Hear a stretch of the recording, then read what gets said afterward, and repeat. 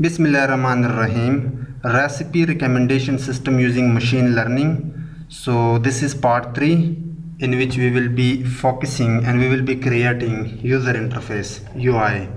So ये playlist है, अगर आपने पिछले वीडियोस देखे हैं तो आपको आइडिया होगा what I am talking about. So मैंने यहाँ पे PyCharm IDE ओपन की हुई है. You can also open VS Code. But first you need to create virtual environment. If you go to your terminal तो यहाँ पे आप देख सकते हो आपका वर्चुअल इन्वायरमेंट क्रिएट होना चाहिए. Now we will be using flask framework. So flask framework आप तब यूज़ करते हो पाइथन के अंदर जब आप कोई वेब ऐप बनाते हो. पाइथन आपको दो फ्रेमवर्क प्रोवाइड करता है like flask and Django. So flask ऐसे प्रोजेक्ट के लिए थोड़ा बहुत आसान हो सकता है. अगर आप यूज़ करना चाहो तो मैं रिकमेंड करता हूँ कि आप फ्लास्क यूज़ करो. So flask is basically a framework जो आपको वेबसाइट बनाने में हेल्प करता है बैकएंड के तौर पे. सो इस वीडियो में हम बनाने वाले हैं यूज़र इंटरफेस. ना for flask first you need to create templates. So यहाँ पे मैं एक डायरेक्टरी बनाने वाला हूँ templates. Now this is built in. You have to exactly type the same spelling. You are not allowed to change the spelling. This must be templates. Right click on templates, go to new and there create HTML file. So let me give it a name by the name of index. So now we have this index.html file. So within template we have index.html file जिसके अंदर हम user interface बनाने वाले हैं अपने recipe recommendation system के लिए. सो अब यहाँ पे मैं जो बेसिक सिंटैक्स है HTML फाइल का वो यहाँ पे लेकर आने वाला हूँ. But we will also be using bootstrap. Bootstrap आपको बने बनाए क्लासेस प्रोवाइड करता है ताकि वो आपके यूज़र इंटरफेस यानी बहुत सारा CSS ऑलरेडी उन्होंने किया हुआ होता है. मैं कई प्रोजेक्ट में ऑलरेडी बता चुका हूँ. सो यहाँ पे मैं क्या करता हूँ. So this is the basic syntax using HTML. अब यहाँ पे आप देख सकते हो हमने बूटस्ट्रैप भी ऐड की हुई है और बूटस्ट्रैप के लिए आप जावास्क्रिप्ट के लिंक्स जो है वो भी हमने यहाँ पे ऐड किए हैं. So you don't need to worry about all this things. But yes यहाँ पे आप टाइटल में रेसिपी रिकमेंडेशन देना. अब हम बॉडी के अंदर अपना सारा लॉजिक इम्प्लीमेंट करेंगे. बेसिकली UI हम यहाँ पे बनाने वाले हैं. सो द फर्स्ट थिंग हमेशा की तरह मैं एक बूटस्ट्रैप कंटेनर लेता हूँ. ये उसकी क्लास है और इस कंटेनर के अंदर अपना सारा का सारा इंटरफेस बनाने वाला हूँ. जैसे कि अभी के लिए मैं एक H1 टैग लेता हूँ विद मार्जिन. मैं यहाँ पे एक बूटस्ट्रैप क्लास ऐड करता हूँ मार्जिन 5 यानी ऊपर से नीचे की तरफ 5 मार्जिन से इसको खिसकाओ. ये बेसिक CSS प्रॉपर्टी भी आप यूज़ कर सकते हो. By the way let me also add another class text centre. So अगर मैं यहाँ पे लिखो रेसिपी रिकमेंडेशन सिस्टम. सो अब मैं इसको रन करता हूँ. अगर आप अपना कर्सर यहाँ पे हावर करोगे तो यहाँ पे आपको आपके ब्राउज़र दिख जाएंगे. So just click on this Chrome browser. अभी के लिए मैं इसको डायरेक्टली यहाँ पे ओपन करता हूँ ताकि मैं देख सकूँ. You can clearly see this is recipe recommendation system. Title H1. अब इसके पीछे हमने दो क्लासेस यूज़ किए हैं मार्जिन 5 यानी ऊपर से यहाँ से लेके यहाँ तक हमने 5 मार्जिन से इसको नीचे की तरफ खिसकाया. और टेक्स्ट आप देख सकते हो लेफ़्ट पे भी नहीं है राइट पे भी नहीं है सेंटर में है. तो उसके लिए जो आपके पास टेक्स्ट सेंटर क्लास है बूटस्ट्रैप का वो हमने यूज़ किया है. So below this heading let me add another container. अब ये जो कंटेनर होगा ये कस्टम कंटेनर होगा जिसके लिए मैं अपना CSS यानी अपनी तरफ से CSS की प्रॉपर्टीज़ एंड एट्रीब्यूट्स यूज़ करने वाला हूँ और इसको मैं नाम देता हूँ फॉर्म कंटेनर. अब देखना ये एक रेसिपी रिकमेंडेशन सिस्टम है. इंट्रोडक्शन वीडियो में मैं आप लोगों को ऑलरेडी दिखा चुका हूँ. वहाँ पे एक फॉर्म था जिसमें आप डिफरेंट रेसिपीज़ के इनपुट फीचर्स देते हैं लाइक इंग्रेडिएंट्स लिस्ट और बाकी जो न्यूट्रिशन के फीचर्स थे वो आप देते थे. तो हम यहाँ पे एक फॉर्म बनाएंगे क्योंकि HTML में जब यूज़र से आप इनपुट लेते हो तो उसके लिए आप फॉर्म यूज़ करते हो. सो उसके लिए फिर आप फॉर्म कीवर्ड यूज़ करते हो. कीवर्ड भी आप कह सकते हो. HTML के अंदर आप बेसिकली इनको टैग्स कहते हो. सो इस टैग्स के अंदर एक आता है एक्शन जिसकी समझ अभी आपको बिल्कुल नहीं आने वाली. बट मैं इसको एज इट इज़ छोड़ने वाला हूँ. एक्शन को यहाँ से हटा के इसको एज इट इज़ छोड़ने वाला हूँ. बट यहाँ पे एक मेथड होता है जिसमें आप पोस्ट और गेट देते हो. इसका क्या मतलब है ये तो मैं बाद में बताऊँगा.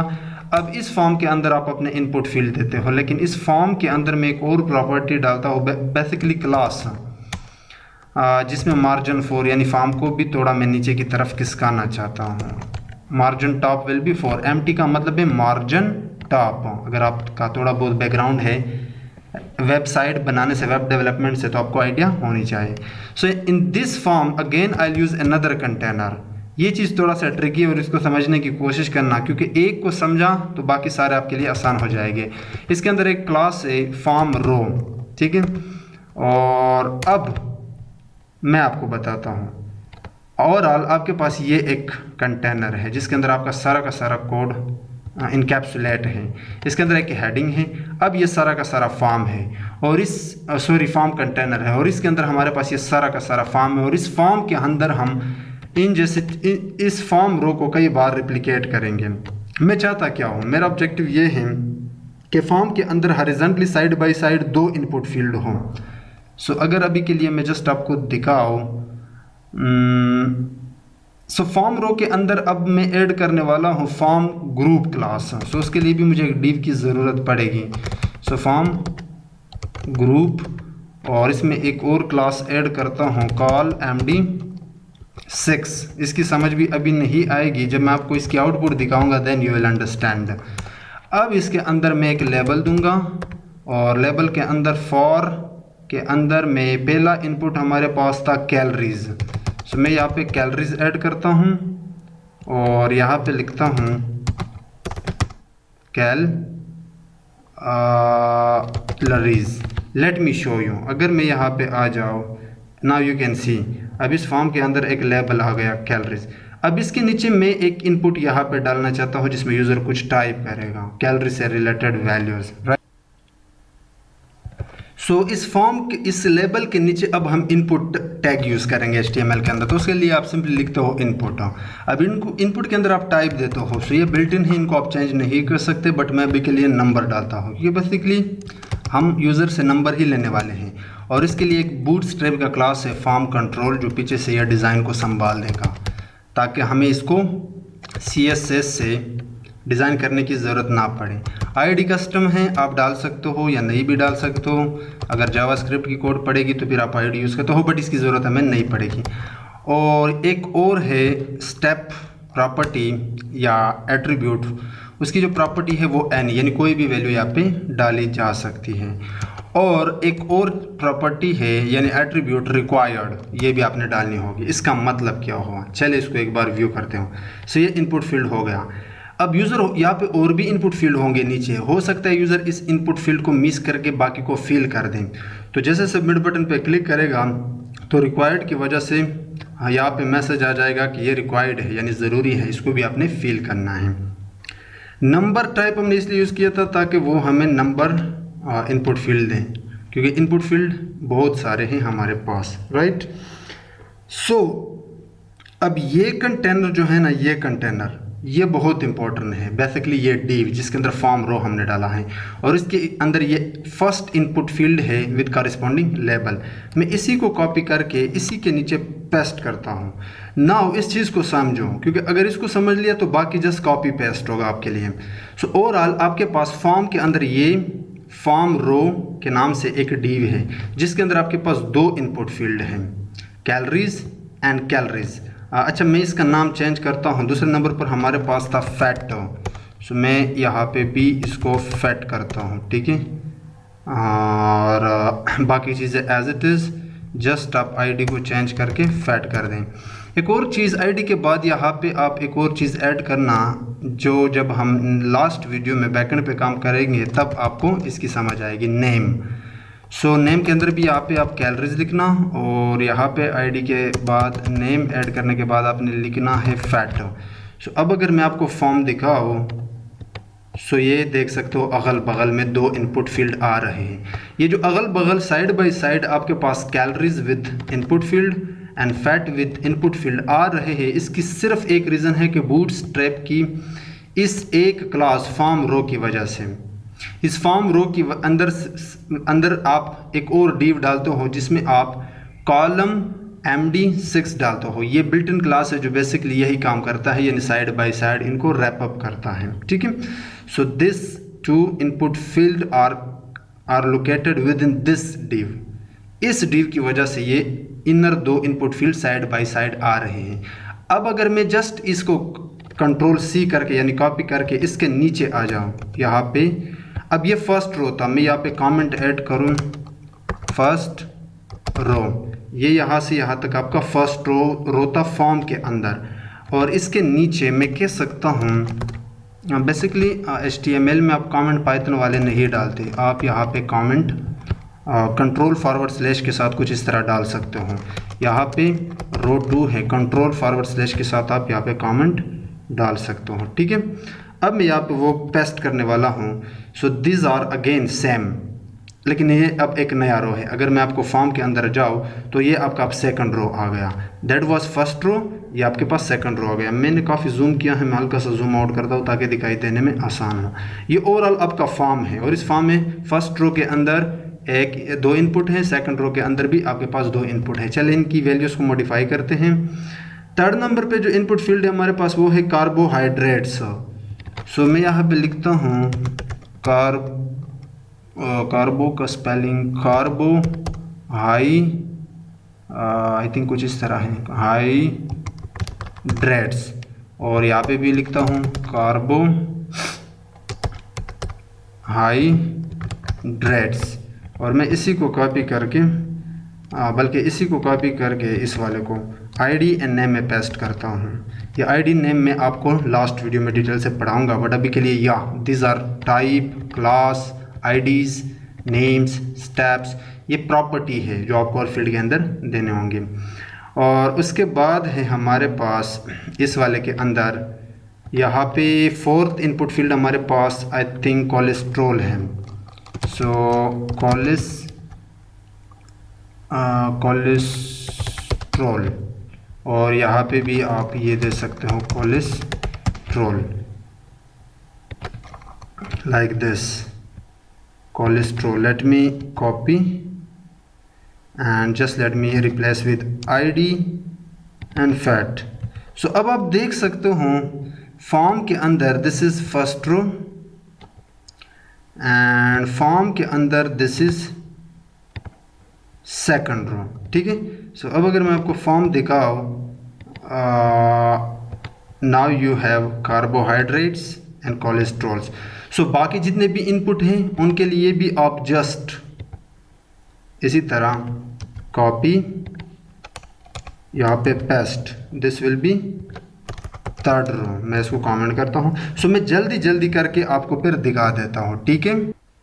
सो अब मैं क्विकली आपको रिवाइज करके देता हूँ। ये हमारा बॉडी स्टार्ट है, ये हमारा कंटेनर है। इस कंटेनर के अंदर हमारे पास एक टाइटल है, हेडिंग है, रेसिपी, रिकमेंडेशन सिस्टम। उसके बाद आपके पास ये पूरा का पूरा कंटेनर है यहाँ से लेके यहाँ तक। और इस कंटेनर के अंदर मज़े की बात यह है कि आपके पास एक फॉर्म है जो कि स्टार्ट होता है यहाँ से लेके यहाँ तक। अब इस फॉर्म के अंदर आपके पास रोज़ है। So this is the first row जिसके अंदर 2 इनपुट फील्ड हैं। This is the second row जिसके अंदर 2 इनपुट फील्ड हैं। एंड उसके बाद आपके पास ये थर्ड रो है एंड यहाँ पे आपके पास फोर्थ रो है। और ये बटन है, ये मैं थोड़ी देर बाद आपको दिखाने वाला हूँ। So let me show you the form. अगर मैं यहाँ पे आ जाऊँ, दिस इज़ द फॉर्म। और इस फॉर्म के अंदर आपके पास calories, fat, carbohydrates, protein, cholesterol, sodium, fibre, ये सारे नंबर में हैं। लेकिन इंग्रेडिएंट्स का जो इनपुट है आप देख सकते हो इसकी जो टाइप होगी ये डिफरेंट होगी, क्योंकि इंग्रेडिएंट हमारे पास स्ट्रिंग था। सो मैंने क्या किया, ये इंग्रेडिएंट वाला इनपुट फील्ड है, टाइप में टैग्स दिया। तो आप अकॉर्डिंगली आप अपने इनपुट फील्ड्स को चेंज कर सकते हो। अगर यूज़र से आपने नंबर लेनी हो, जैसे कि कैलोरीज के केस में, तो वहाँ पे हमने टाइप नंबर दिया था। लेकिन अगर टेक्स्ट लेनी हो तो फिर आप यहाँ पे टाइप को टेक्स्ट रखते हो, ठीक है। I hope you get the idea. अब यहाँ पे एक बटन होनी चाहिए जिसके क्लिक पे ये डेटा जो यूज़र ने टाइप किया हुआ होगा वो बैकएंड में जाके हम उसको प्री प्रोसेस करके मॉडल से रिकमेंडेशन जनरेट करके देंगे, ठीक है। सो बिल्कुल फॉर्म के अंदर बिल्कुल लास्ट, ये आपका जो फॉर्म का लास्ट टैग है यानी इस डी से नीचे, आप यहाँ पे बटन के लिए ये कोड यूज़ करते हो। This is the button code. So button के लिए आप बटन टैग यूज़ करते हो, इसकी टाइप आप सबमिट रखते हो, क्लास इसके अंदर आप 2 क्लास यूज़ करते हो बूटस्ट्रैप के, BTN एंड BTN प्राइमरी। ये क्लासेस हैं जिनकी वजह से आपकी जो बटन का डिज़ाइन होगा वो ऑलरेडी हो चुका होगा। और यहाँ पे गेट रिकमेंडेशन एक टाइटल दिया, यानी बटन का हमने टाइटल दिया। सो ये आपके पास बटन आ गया। अब अगर चाहते हो कि बटन का कलर कोई और हो तो आप एक और क्लास है BTN प्राइमरी की जगह पे, if I am not wrong, BTN danger red colour I think represent करता है। ये देखिए आपके पास। तो ये बूटस्ट्रैप की क्लासेस है, आपको याद रखने की ज़रूरत नहीं है, बट मैं अभी के लिए इसको प्राइमरी ही रहने देता हूँ, ठीक है। अच्छा, अब हम थोड़ा बहुत CSS करेंगे। CSS यानी हम चाहते हैं कि ये जो फॉर्म है और इसके अंदर जो फील्ड्स है या जो बटन है, इसके हम फर्दर डिज़ाइन करें ताकि ये खूबसूरत दिखाई दे। तो इसके लिए आप अपना कस्टम CSS यूज़ कर सकते हो। CSS 3 तरीक़ों से आप इम्प्लीमेंट करते हो फ्रंट एंड के साथ। फर्स्ट आउटसाइड CSS यानी आप एक सेपरेट फाइल बना दें, या आप इनलाइन CSS का मतलब है जैसे कि ये कंटेनर है। अब ये इस पूरे कंटेनर के अंदर फॉर्म है, तो आप इसके अंदर स्टाइल टैग यूज़ करके CSS यूज़ करते हो। तो अगर मैं फर्स्ट प्रॉपर्टी लेट्स से भी के लिए जस्ट आपको दिखाना है, बैकग्राउंड कलर में ब्लैक रखना चाहता हूँ और जो ऊपर टेक्स्ट वाला कलर है उसको वाइट रखना चाहता हूँ। सो अब पूरा का पूरा फॉर्म ब्लैक होगा। ये देखिए आपका पूरा फॉर्म ब्लैक आ गया, ठीक है। और ये जो टेक्स्ट वाला कलर था वो हमने वाइट कर दिया। अगर आप चाहते हो कि ये जो कॉर्नर है ये गोल गोल हो, तो उसके लिए आप बॉर्डर रेडियस यूज़ कर सकते हो। यहाँ पे बॉर्डर रेडियस एक प्रॉपर्टी है, जैसे कि मैं 15 पिक्सल इसको घुमाना चाहता हूँ, तो ये देखिए 15 पिक्सल से घुमा। सो इसी तरह आप ये चीज़ें चेंज कर सकते हो, but it's not looking good. ये प्रोफेशनल तरीका नहीं है ये जो कलर हमने यूज़ किया। अब जो हम CSS इम्प्लीमेंट करने वाले हैं वो आप यहाँ पे भी कर सकते हो। बॉडी से बाहर हेडिंग के नीचे आप स्टाइल टैग के अंदर CSS यूज़ कर सकते हो। और CSS आप कैसे यूज़ करते हो वो मैं आपको दिखाता हूँ। जैसे कि अगर आप इस कंटेनर को CSS देना चाहते हो, यानी बैकग्राउंड कलर ब्लैक और समथिंग एल्स आप इसमें ऐड करना चाहते हो, तो फिर आप यहाँ पे जैसे कि डॉट क्लास का नाम है कंटेनर, ये कॉपी करके इसको आगे square bracket sorry curly braces के अंदर आप प्रॉपर्टी यूज़ कर सकते हो, जैसे कि बैकग्राउंड कलर,